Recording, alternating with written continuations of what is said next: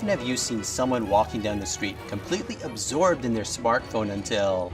oops.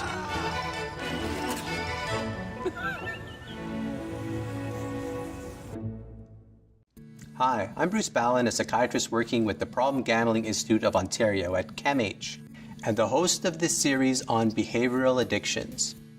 For this third episode, I'm talking to people about their online behavior as we explore the question, can you actually be addicted to the internet? Do you mind if I ask you how many minutes you use the internet for during the day? A lot. A lot. 5 hours. 8 hours a day? Probably 10 or 12 hours a day. Probably 10 to 12, yeah.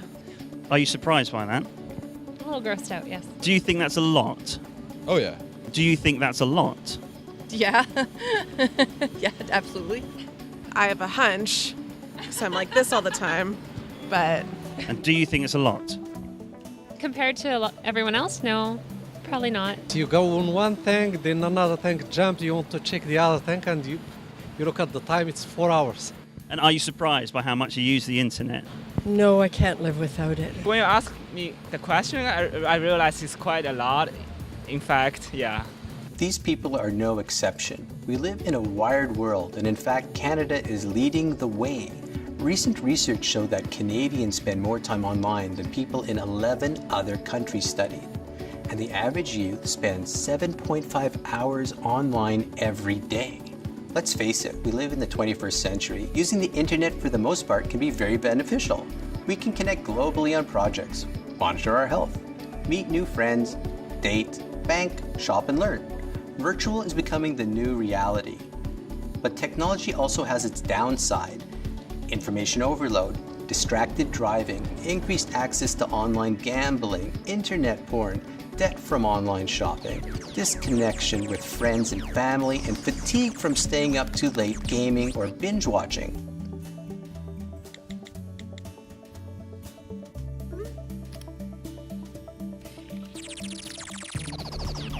Since technology is here to stay, how do we make sure we don't get too caught up in it? First of all, it can be helpful to set some boundaries. Decide how long you want to spend on the net each day. Establish some downtimes, such as no smartphones at the dinner table.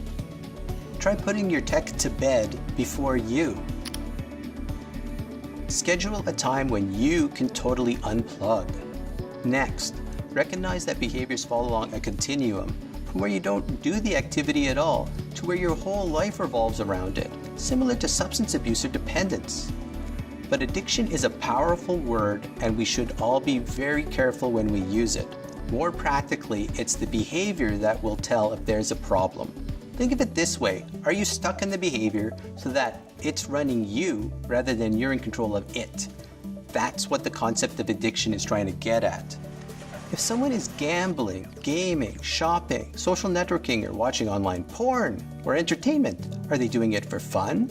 Or are they developing a need for it, experiencing cravings, preoccupied and stuck with all of those neurotransmitters saying, go, and you can't work the brake that says no? It's when the behavior becomes the thing you have to do, even when it's costing you in other ways that are important, such as sleep, or personal connections, or work, or other forms of play. That's when the behavior is playing you more than you're playing it. Recognizing you're stuck is a big moment. Hold that thought. It could be the start of a turnaround. And more, we are seeing these problems, which traditionally we thought people had to take drugs to have happen to them, occurring in behaviors that don't require you to consume drugs, to get your brain to become wired and hooked on experiences. It's because they are rewarding that they have this addictive potential. When people are distressed, disconnected, unhappy, or experiencing conflict with others, they are more vulnerable to the escape these behaviors offer people, and more at risk to getting stuck on the behavior. It often takes hard work to get unstuck. While we're learning a lot about this widening world of behavioral addictions, why we're really here is because we know a lot about helping people get unstuck and live happy, healthier lives. If you or someone you know might need some support, find out more at problemgambling.ca.